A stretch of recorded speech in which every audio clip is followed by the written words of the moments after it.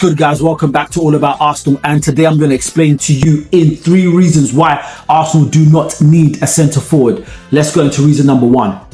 When it comes to goals, Arsenal are surely not goal shy. If you look at our stats on the screen, the 23-24 season, we scored 91 goals. That is monumental. That is amazing. That is fantastic. That is stupendous. When we even compare against the Invincibles in the 03-04 season, they only scored 73 goals. And I know that I'm saying only 73 like it's nothing, but my point that I'm trying to bring across is that we had Thierry Henry, and he was a prolific goal scorer, you know, without question. He was amazing. Great goal scorer, great at assisting as well. So my point is that if we're able to score 91 goals, do we really need a finisher that is more clinical in a sense? At this moment in time, that would be a good have to, but we do not need.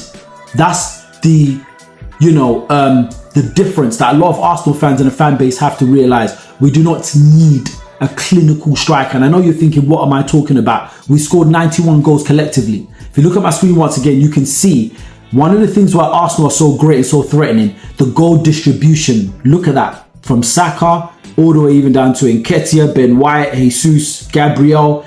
Everybody was getting in goals. Yes, we know that Saka and Havertz and Trossard were the main goal scorers, but that's what we want. And that's why I like this Arsenal setup. Unlike when it's Man City, where they're pretty much predominantly playing around Haaland. And you know what happens once Haaland is out of the game, Man City is out of the game unless Kevin De Bruyne is playing. So that's one of my first reasons why we do not need a goal scorer. We scored 91 goals. Havertz is good, decent centre forward. He's not as clinical as Gyokeres, but guess what? He did a decent job, and that was his first season. So a lot of people have to calm down with all this talk and say that, us not need a Gyokeres, we could have won the league. We wouldn't have won. We lost at Villa twice and we lost at Fulham, for example. And the reason we lost those games, because we did not play well. So just because if we did have a striker that was clinical, we can't actually say to ourselves that we would have won those games. We didn't play well as a team. This setup we have is the best setup, I believe, because it's unpredictable. Anybody can score goals anywhere, anyhow. Look at what we're doing this season so far. After Saka, Gabriel Magalhaes is the leading goal scorer after Saka. So what does that tell you?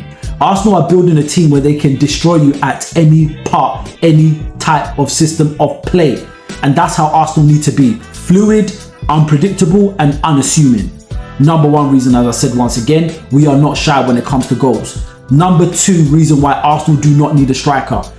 Arsenal are a team that thrive around creativity. When Odegaard was out for a couple of weeks this season so far, about 6 or 7 weeks, we saw what happened to Arsenal. Arsenal would get balls into the box, or it came to a fact that Arsenal were only lashing in balls into the box. Hopefully somebody will get a head to it or get a foot into it. That's what Arsenal were reduced to in regards to creativity. Arsenal do not lack goal scoring. We lacked creativity. That's one of the reasons why we suffered so much in the start of the season. And yes, we had some unnecessary red cards, a couple of decisions that went against us, whoop-de-woo and all that other good stuff. But creativity is what Arsenal need more than anything. As soon as Odegaard got back into the squad, everything changed drastically. And this is what people have to realize. It's not just about us, being able to score goals, but we need somebody that's able to unlock the players that can score goals. Havertz is a decent goal scorer, but if he's not getting good service, if Odegaard's not there, that's threading in juicy balls, you realize he's going to be very much ineffective throughout the whole game. So if Arsenal should go for any player during the January transfer window, we do not need a striker. We need an attacking, offensive, playmaking midfielder.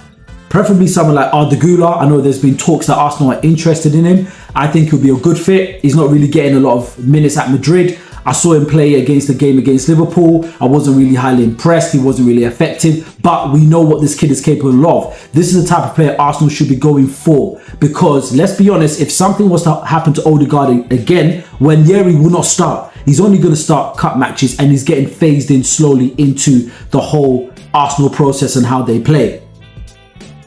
So number 2, once again, creativity is what Arsenal need. That's what Arsenal thrive on. As soon as Odegaard was back in that team, things started to tick once again.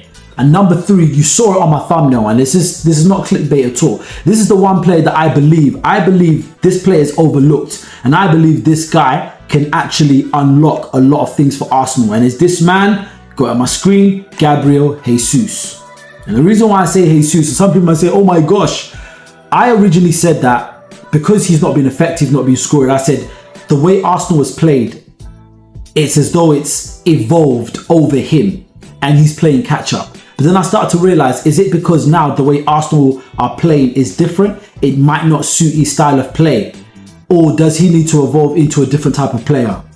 I think Gabriel Jesus would make a very good offensive, attacking, playmaking midfield player. And you might say, what am I talking about? I'm crazy, but let me land, as the young ones say, let me land. Check this out. When he was playing under Pep, he did often drift into deeper positions and link up play. That's one of the things that we saw he did at Man City. And he's also done the same as with Brazil, which we know that's his national squad. He has played centrally where he's had that freedom to drop back and link up play between midfielders and the attacking players. That is what a playmaker essentially does. They're able to link up play. And we've seen situations where Jesus is able to do that. He's played on the right wing. He's not that effective. I remember the last game against Everton at the Emirates. Saka was out. He started on the right. It just wasn't the same. Centre forward, he's not getting much luck. So why not play him? Why not experiment and have him as a number 10? Trossard tried it and we saw what happened. It just wasn't working out. And the reason I say Jesus, and people might say Ranieri, once again, Ranieri is not going to start. Arteta, if anything should happen to Odegaard, he's going to focus more on his more experienced players such as Jesus. So would that be a good shout? And I'm going to go into it and let's check it. Number one thing about Jesus, why he might make a decent number 10, technical ability. One thing about him that we've seen, he's got good dribbling skills, he's got good close ball control, and he's got quick decision making, which is ideal for tight spaces. And what that means is that it allows him to be able to create opportunities for fellow attacking Arsenal players. A good trait that a playmaker needs to have. Let's go into point number 2. Vision and passing. Although he's no Odegaard and he's no Kevin De Bruyne, but the fact of the matter is there have been times when he's delivered incisive passes and link up between teammates, particularly in tight spaces, as I mentioned before. And he did a lot of this when he was playing at Man City. Something that caught the eye of Arteta. You have to realize that. And that's a forgotten skill set that Gabriel Jesus has. And I believe that can actually unlock a lot of defenses and free up spaces for other attacking players such as Saka. Point number 3. His work rate and movement. And this is one thing a lot of people overlook Jesus at this moment in time. He has a high work rate and he has, once again, he has the ability to drop deeper into midfield, and this can create overloads. And this can pull out defenders out of position, and that can allow him to be effective in link-up play. And that's one of the things that is vital for a number 10 or playmaking player, especially in this Arsenal squad, because like I said, we thrive off creativity. That's how we score our goals. We do not rely on a one-trick pony like Haaland or Gyokeres, for example. Let's go into point number 4. Versatility.